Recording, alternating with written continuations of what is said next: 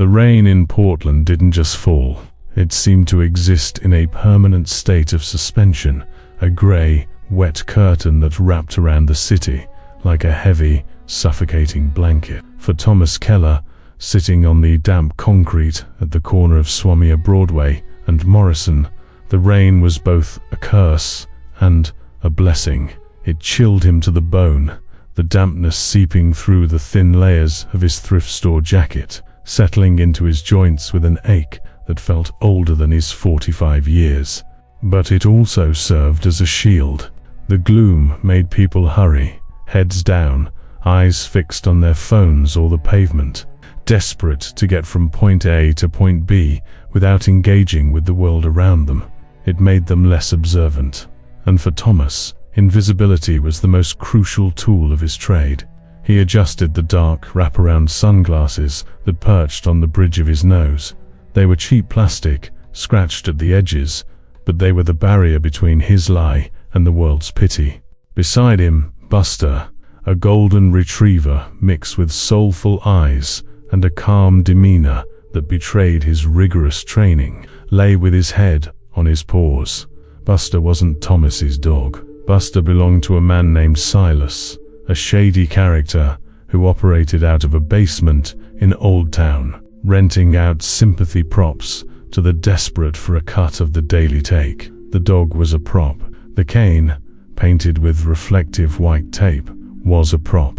The sign, handwritten on cardboard that was slowly turning to mush in the drizzle blind, "God bless, any help helps," was the script. And Thomas was the actor in a tragedy of his own making. He shifted his weight, the cold from the sidewalk biting into his hip. He heard the rhythmic thump-thump splash of boots approaching. Heavy tread, purposeful stride. A man. Thomas tilted his head slightly, not enough to look, but enough to project the image of someone listening intently to a world he couldn't see. He tapped the cane twice against the Kerber-calculated sound, the auditory signal of the helpless. "Here, buddy, get yourself something warm." The voice was gruff, impatient. A coin dropped into the styrofoam cup Thomas held in a trembling hand. It made a hollow clink. A quarter, maybe a nickel. Thomas nodded, forcing a weak, grateful smile that didn't reach the eyes hidden behind the dark lenses. "Bless you, sir," Thomas rasped, his voice rough from disuse and the damp air. The footsteps hurried away. Thomas waited a beat, then glanced down through the tint of his glasses. A quarter. He felt a familiar, corrosive mixture of relief and self-loathing burn in his stomach, hotter than the bile of hunger. He was a man who had once managed portfolios worth millions. He had understood the intricate dance of numbers, the flow of capital, the precise architecture of corporate finance. Now, his net worth was measured in loose change and the duration of a rented dog's patience. He looked at the passing legs, a forest of denim, wool, and synthetic fabrics moving in a blur. He could see them perfectly. He could see the scuff on the brown leather Oxford shoes of a businessman waiting for the light to change. He could see the vibrant red of a discarded umbrella tumbling down the gutter. He could see the judgment in the eyes of a woman clutching her purse tighter as she skirted around him.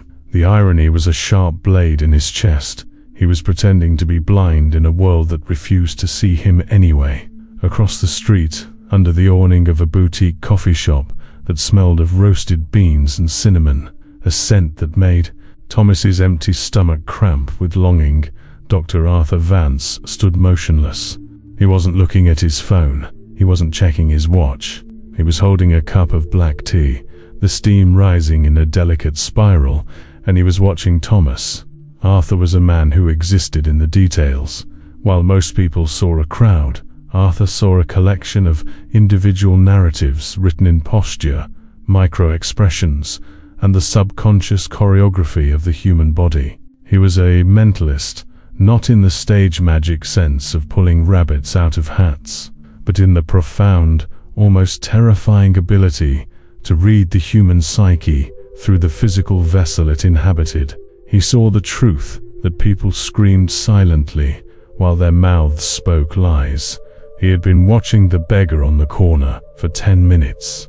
Interesting, Arthur murmured to himself, his voice barely a whisper lost in the ambient noise of traffic. He took a sip of tea, his eyes narrowing slightly. To the untrained eye, Thomas was the picture of destitute disability. The slump of the shoulders suggested defeat. The way he held the cane seemed tentative, but Arthur saw the anomalies. They were small, like cracks in a porcelain vase, but to him they were gaping chasms. When a bright yellow taxi had honked aggressively 3 minutes ago, Thomas hadn't turned his head toward the sound immediately. His head had jerked slightly to the left first, toward the visual stimulus of a flashing billboard, before correcting to the sound of the horn. A blind man leads with his ears. His auditory processing is his primary navigation system. Thomas was leading with his eyes, even behind the glasses. Then there was the woman in the blue dress, who had walked by a moment ago. She'd dropped a dollar bill, not in the cup, but it had fluttered to the ground near Thomas's knee. A blind man would have heard the paper land, or perhaps felt the air displacement and groped for it. Thomas's hand had moved directly, with zero triangulation, to the exact spot where the bill lay, before he seemingly caught himself and added a fumble, a deliberate hesitation, to the movement. The hesitation was cognitive, not sensory, Arthur analyzed, his mind dissecting the scene like a surgeon. He saw the money. His brain fired the motor command to grab it, and then his prefrontal cortex intervened to remind him to act blind. The lag time was exactly 0.4 seconds. The speed of a lie. Arthur felt a wave of profound sadness, not anger. He didn't see a criminal. He saw a tragedy. He saw a man expending an enormous amount of cognitive energy to maintain a facade that was stripping him of his dignity, piece by piece. Why? What drives a man to erase his own senses? The rain intensified, drumming against the awning. Arthur set his cup down on an outdoor table, ignoring the cold spray. He needed to know the story. He needed to read the chapters that weren't written on the cardboard sign. Back on the corner, Thomas shivered. The cold was seeping through his shoes now. He thought about the small efficiency apartment he shared with 3 other men in a transitional housing unit on the outskirts of the city. If he didn't make at least $40 today, he wouldn't be able to pay his share of the weekly rent. He wouldn't be able to pay Silas for the dog.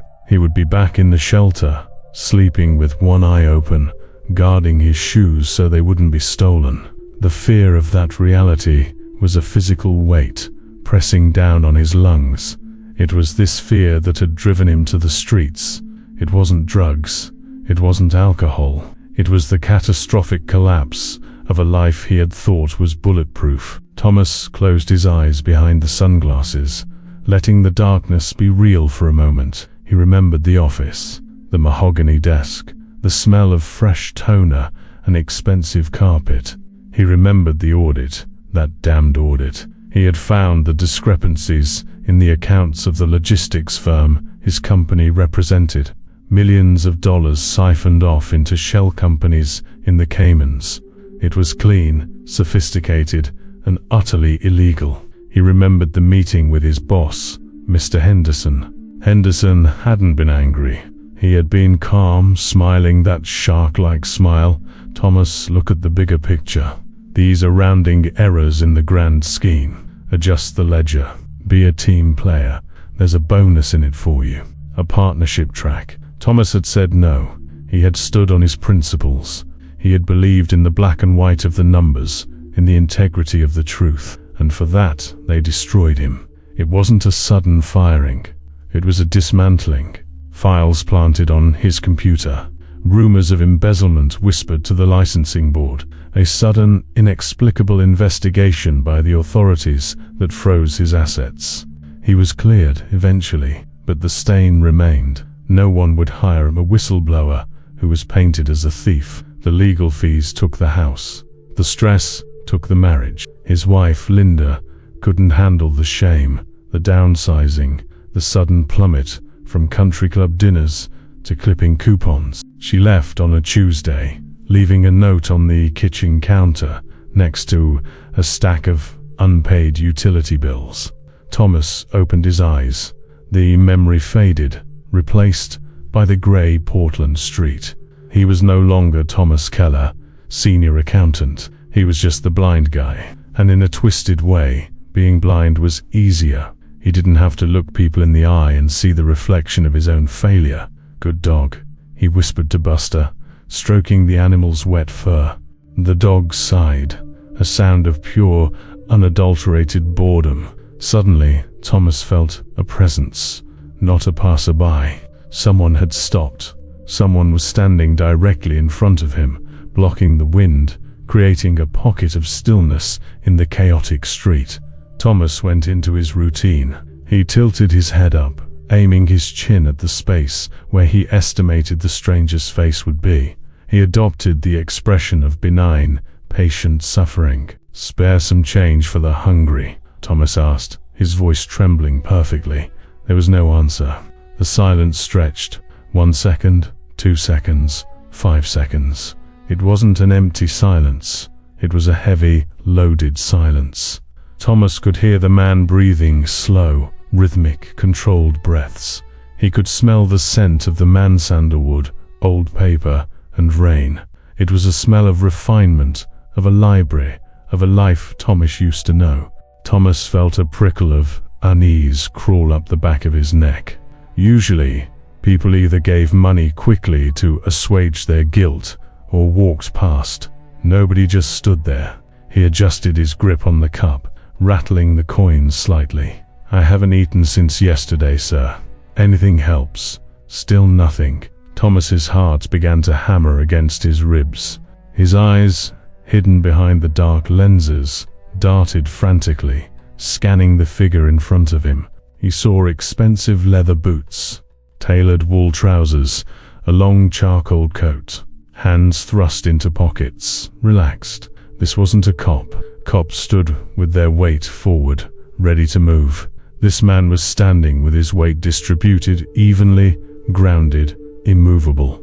He was being studied. Thomas could feel it. It was the sensation of being under a microscope, of being stripped naked in the middle of Times Square. Is someone there?" Thomas asked, adding a note of panic to his voice that wasn't entirely feigned. "Doctor." Arthur Vance took one step closer. He was now inside Thomas's personal space, looming but not threatening, just present. Arthur watched the way Thomas's carotid artery pulsed just above the collar of his ragged shirt. He saw the tiny bead of sweat, despite the cold forming at the temple, just below the arm of the sunglasses.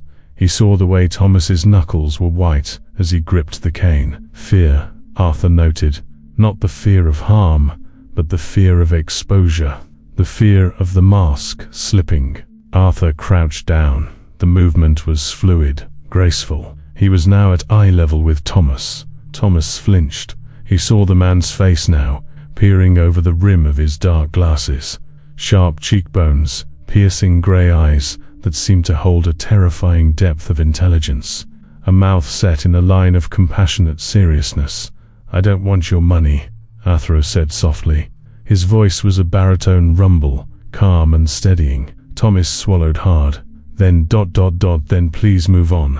You're blocking the path." He stumbled over the words, forgetting for a moment that a blind man wouldn't know if the path was blocked unless he felt it. Arthur ignored the request. He leaned in closer, invading the sphere of privacy Thomas had built around himself. "I've been watching you, Thomas," Arthur said. Thomas froze. The use of his real name was like a physical blow. He hadn't used that name on the streets. He was just Tom or Blind Tom. How did this stranger know? I don't know who Thomas is." "My name is ... Arthur interrupted, gentle but firm. "Don't insult the intelligence of the moment, and don't insult your own dignity any further." The rain seemed to fade into the background, the traffic noise becoming a distant hum. The world narrowed down to these two men, the one pretending to be broken, and the one who could see the cracks.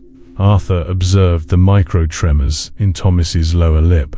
The mentalist muscle was contracting, a sign of doubt and self-soothing. Thomas was calculating his escape routes. He was thinking about grabbing the dog and running, but he knew he couldn't. He was trapped by his own performance. "You have a choice right now," Arthur continued, his voice dropping lower, becoming intimate, a secret shared between conspirators. "You can keep playing this role. You can keep staring at the darkness you've created for yourself, or you can listen to what I have to tell you." Thomas's breath hitched. "Who are you?" he whispered, his voice barely audible. "I'm someone who sees what others choose to ignore," Arthur replied. "I see the way you track movement. I see the way your pupils constrict when the headlights sweep across your face.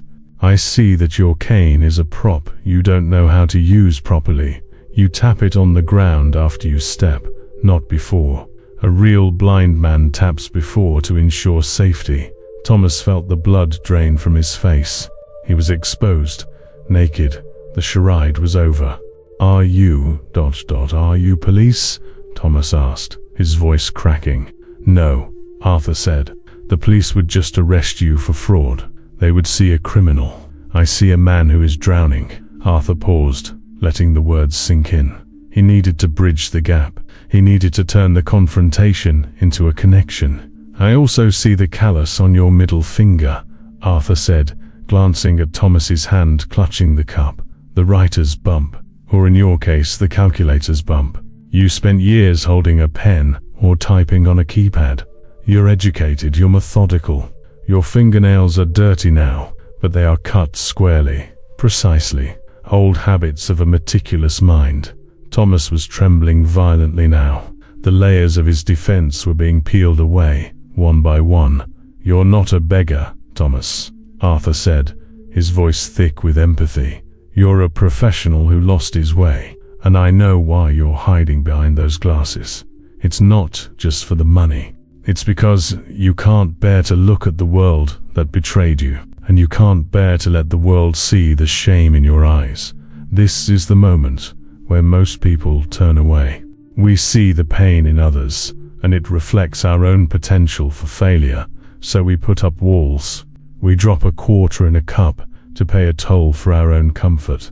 But if you have ever felt like you were screaming in a crowded room and no one looked up, if you have ever felt that your true self was invisible behind a mask you were forced to wear, then you understand, Thomas. You understand that desperation isn't a character flaw, it's a circumstance.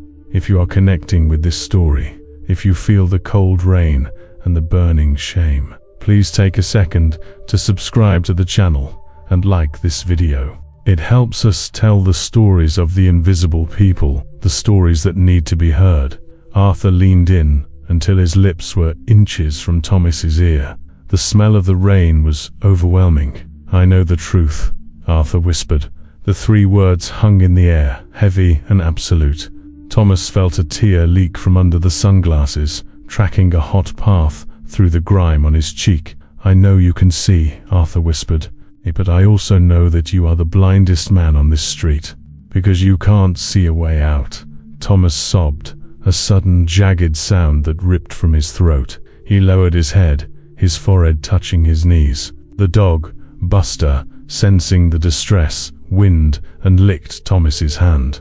"What do you want from me?" Thomas wept. "I have nothing. I am nothing. I don't want anything from you," Arthur said, straightening up and extending a hand that offered not money, but leverage. "I want something for you." Arthur looked down at the broken man. He knew the next few minutes would determine the rest of Thomas's life. He had to push him. He had to break the cycle of shame with a shock of reality. "I know about the audit, Thomas," Arthur said, dropping the final bombshell. Thomas's head snapped up, the sunglasses sliding down his nose, revealing eyes that were red-rimmed, terrified, and perfectly focused. "How, double quotes," Thomas gasped. "I read the papers," Arthur said simply.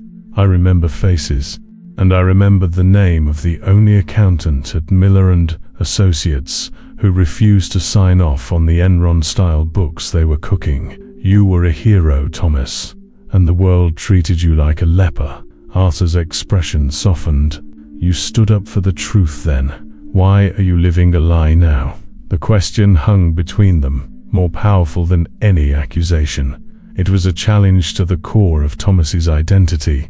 Get up, Arthur said, his voice commanding but kind. Leave the sign. Leave the cup. Bring the dog. Ring the dog. Rebrand him to Silas together. Today is the day you stop pretending to be blind. Today is the day you start seeing again. Thomas looked at the hand extended toward him. It was a lifeline thrown into the abyss. He looked at his reflection in Arthur's polished boots, a distorted, pathetic figure. Then he looked up at Arthur's face. He saw no judgment.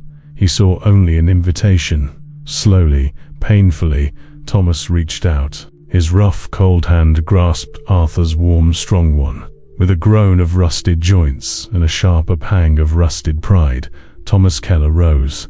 The movement was awkward, a shedding of a skin that had grown too tight.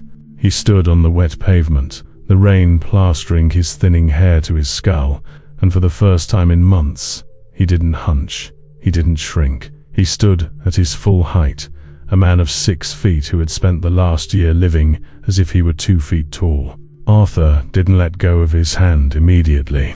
He held it for a second longer than necessary, a tactile anchor in the storm. The car is just around the corner, Arthur said, his voice cutting through the ambient noise of the city like a scalpel.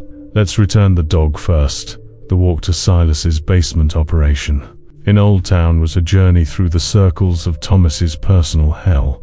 Without the tapping cane, without the feigned shuffle, Thomas felt naked. He felt the eyes of the city on him, not with pity now, but with suspicion. He was a homeless man, walking with purpose, flanked by a man in a $3,000 coat.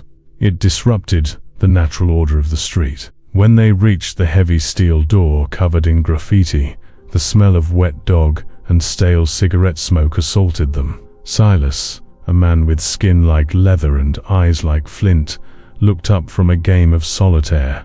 He saw Thomas standing straight. He saw the glasses in Thomas's hand, not in his face.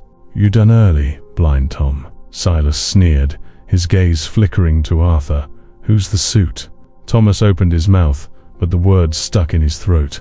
The habit of subservience was a heavy chain to break. Arthur stepped forward. He didn't raise his voice. He didn't puff out his chest. He simply occupied the space with a terrifying serenity. He looked at Silas, scanning the man's dilated pupils, the slight tremor in his left hand, the yellow stains on his fingers. We are returning the animal, Arthur said, his voice devoid of emotion. And Thomas is retiring from your employment. Silas laughed, a dry, hacking sound. Retiring. He owes me for the day's rental, and he owes me for the deposit on the mutt. Arthur reached into his coat pocket. He pulled out a slim leather wallet and extracted $200 bills. He placed them on the dirty card table with precise, deliberate movements. This covers the debt, Arthur said, and this buys your silence. If I see you approach Thomas again, if I see you so much as look in his direction, I will make a phone call to the health department regarding the condition of these animals, and another to the IRS regarding your unreported cash flow. Judging by the twitch in your eyelid when I mentioned the IRS, I assume that would be ... inconvenient. Silas froze. Confident bully evaporated, replaced by a small, frightened man who realized he was out of his depth. He snatched the money. Take the dog. Get out. Thomas knelt down to say goodbye to Buster. He looked into the dog's eyes that had seen his deception every day. You're a good boy, Thomas whispered, his voice breaking. You're the only honest thing in this whole mess. Walking away from that basement, Thomas felt a physical lightness, as if gravity had released its hold on him. But as they settled into the leather seats of Arthur's sedan, a quiet, warm sanctuary that smelled of cedar and safety, the adrenaline faded, and the shame returned with the force of a tsunami. Thomas began to weep, not the theatrical sobbing of the street beggar, but the silent, heaving cries of a man whose soul is fracturing. He curled in on himself, muddying the pristine leather, shaking uncontrollably. Arthur didn't offer a platitude. He didn't say it's okay. He simply drove. He understood that this pain was necessary. It was the cauterization of a wound. You cannot heal what you do not feel. And Thomas had been numb for too long. They arrived at a large, quiet house in the West Hills, overlooking the city lights that blurred in the rain. It wasn't a clinic. It was Arthur's home. Why? Thomas asked later, sitting in a guest room that was cleaner than any place he had been in 2 years. He was wearing dry clothes, sweatpants, and a sweater that belonged to Arthur. He held a mug of hot soup, the warmth seeping into his frozen fingers.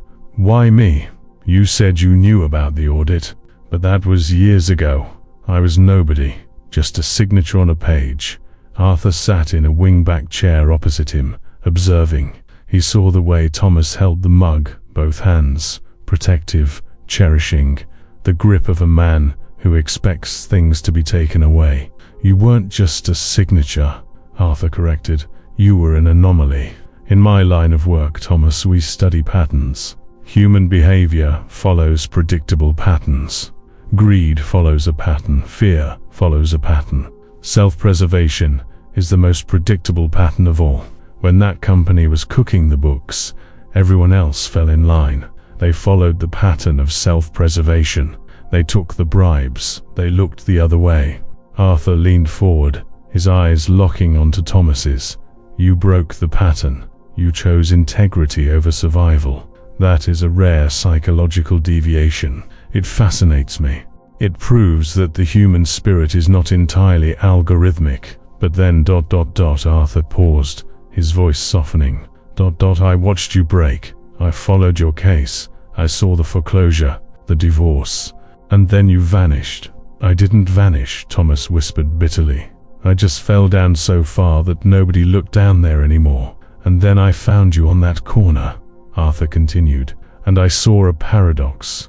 A man who sacrificed everything for the truth, now living a lie.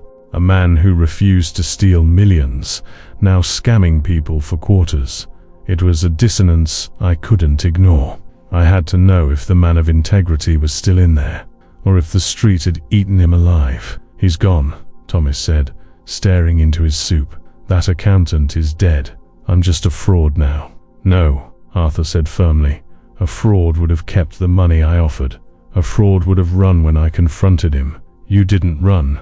You stayed. You listened. That means the part of you that values truth is still breathing. It's just suffocating under the weight of your shame. The rehabilitation wasn't easy.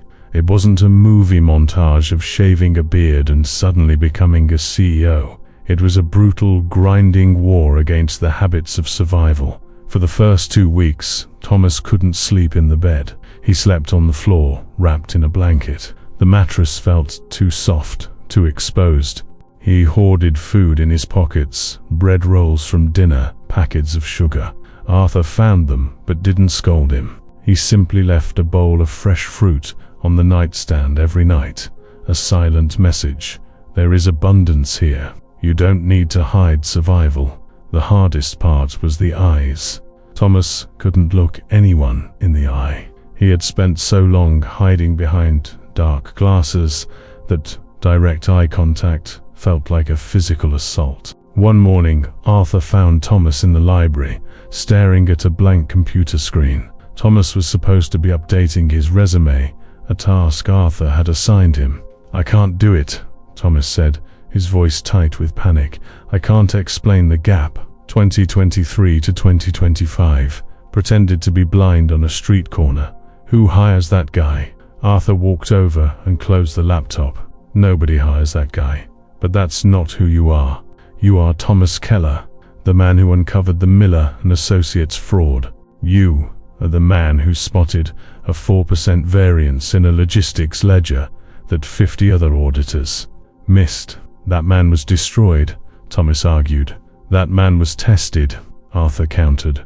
And he survived. You have a unique skill set, Thomas. You see things others miss. You saw the fraud in the numbers. On the street, you learned to see the fraud in people.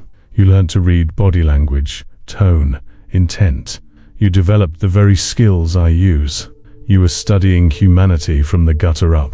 Arthur paced the room, his energy infectious. As we aren't going to hide your past, we're going to reframe it. You aren't an accountant who became a beggar. You are a financial expert who has lived the consequences of financial ruin. You understand the numbers, but now you also understand the human cost of those numbers. That makes you dangerous. That makes you valuable. It was a turning point. Thomas began to see his trauma not as a stain, but as data. He began to apply Arthur's analytical method to his own life. He dissected his shame, categorized his fears, and realized that they were just chemical reactions and conditioned responses. 3 months later, Arthur drove Thomas to a nondescript building in downtown Portland. The sign on the door read, Second Chance Financial Initiative. It was a non-profit funded by Arthur's philanthropic trust, dedicated to helping the homeless and at-risk population navigate the bureaucratic nightmare of debt, bankruptcy, and financial recovery.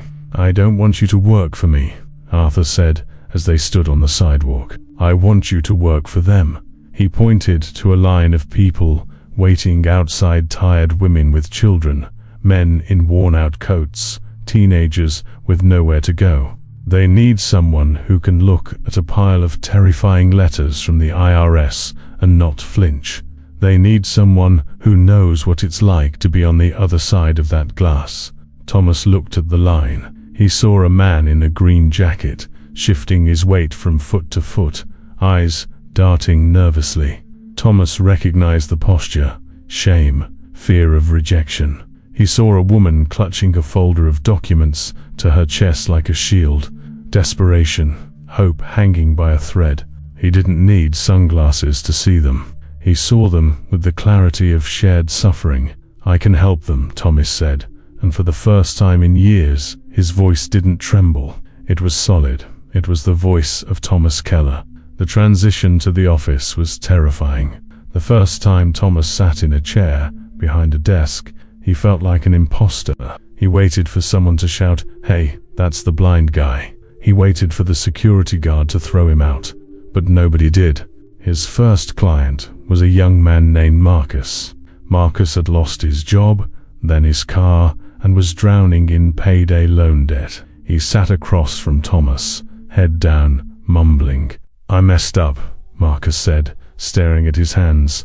I'm stupid with money. I don't know why you'd help me." Thomas reached across the desk. He didn't touch Marcus, but he tapped the table gently, drawing the young man's eyes. "Look at me, Marcus," Thomas said softly. Marcus looked up. He saw a man in a clean shirt, but with eyes that held a deep, ancient sadness and a fierce, burning kindness. "You're not stupid," Thomas said. "You're trapped. The system is designed to keep you trapped. I know. I've been where you are. I've sat on the pavement and felt like the world was walking over me.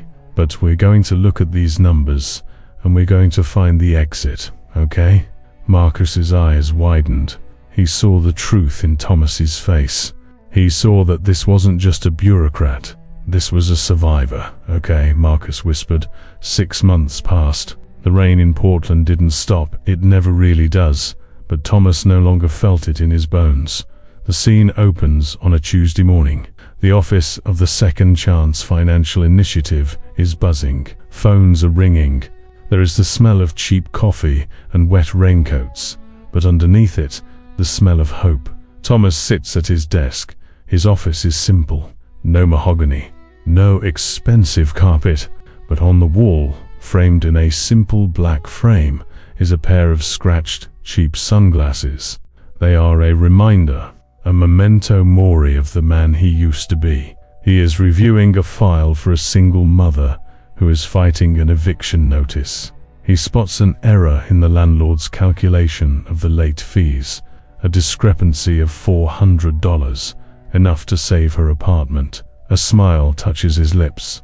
It's the same thrill he used to get finding million-dollar errors. But this feels better. This $400 isn't a statistic. It's a roof over a child's head. The door opens. Dr. Arthur Vance walks in. He is wearing a charcoal suit, impeccable as always. He carries a wet umbrella. Thomas stands up immediately. He doesn't bow. He extends his hand. A firm, equal handshake. "Arthur," Thomas says warmly, "to what do I owe the pleasure?" "Just passing by." Arthur lies smoothly. He never just passes by. "I wanted to drop off the donation check for the quarter, and I wanted to see." "See what?" Arthur gestures around the room. He looks at Thomas, really looks at him. He notes the upright posture, the relaxed shoulders, the clear skin, but mostly he notes the eyes. They are direct, they are present, they are seeing the world without filters. "I wanted to see if my diagnosis was correct," Arthur says. "And the patient has made a full recovery." Arthur smiles. It's a rare, genuine smile that reaches his grey eyes. In fact, he seems to have developed supervision. Thomas laughs. "I still have blind spots, Arthur. We all do." "True," Arthur agrees. "But you're no longer pretending they don't exist. That's the difference between blindness and sight." Arthur moves to the window, watching the rain streak the glass. "You know, Thomas, on that street corner, you were begging for people to see you. You thought you were begging for money, but you were begging for acknowledgement. You wanted someone to stop and say, 'I see you. You exist.'" Thomas nods, the memory painful but distant. "And you did." "No," Arthur turns back. "I just held up a mirror. You saw yourself. That's the only sight that matters. We spend our lives constructing these elaborate masks, the successful businessman, the victim, the blind beggar, because we are terrified that if we show our true faces, the world will reject us. But the paradox is that we can only be loved, we can only be redeemed when we drop the mask." Arthur walks to the door. He pauses, his hand on the knob. "By the way," Arthur adds, "Silas was arrested yesterday. Animal control raided the basement. Buster has been placed with a foster family. A nice family with a big backyard in Beaverton." Thomas feels a lump in his throat. That's the best news I've heard all year." "I thought you'd like to know," Arthur says. "Justice has its own rhythm. Sometimes it's slow, but it always arrives for those who are willing to wait and work for it." Arthur leaves, closing the door softly. Thomas stands alone in his office. He looks at the sunglasses on the wall. He takes them down. For a moment, he holds them, feeling the cheap plastic. He remembers the cold. He remembers the darkness. He walks to the trash can. He hovers the glasses over the bin. Then, he stops. He puts them back on the wall. "No," he thinks, "I won't throw them away. I need to remember. I need to remember that darkness is not a place you are stuck in. It's a place you walk through." He sits back down. He picks up the phone. "Mrs. Hernandez." "Hi, this is Thomas Keller. I have good news. I found a mistake in the eviction notice. You're not going anywhere." As he speaks, the sun breaks through the clouds outside. A single shaft of pale, watery light hits the window, illuminating the dust motes dancing in the air. Thomas watches them. He sees the beauty in the dust. He sees the miracle in the light. He is Thomas Keller. He is not blind, and for the first time in his life, he is truly free. If this story touched something in you, if you've ever felt like you were hiding behind a mask, or if you believe that everyone deserves a second chance to rewrite their narrative, please leave a comment below. Tell us about a moment when you had to start over. Share this video with someone who might be in their own dark tunnel right now. And don't forget to subscribe, because here we don't just tell stories, we witness them, and sometimes just being seen is all it takes to save a life.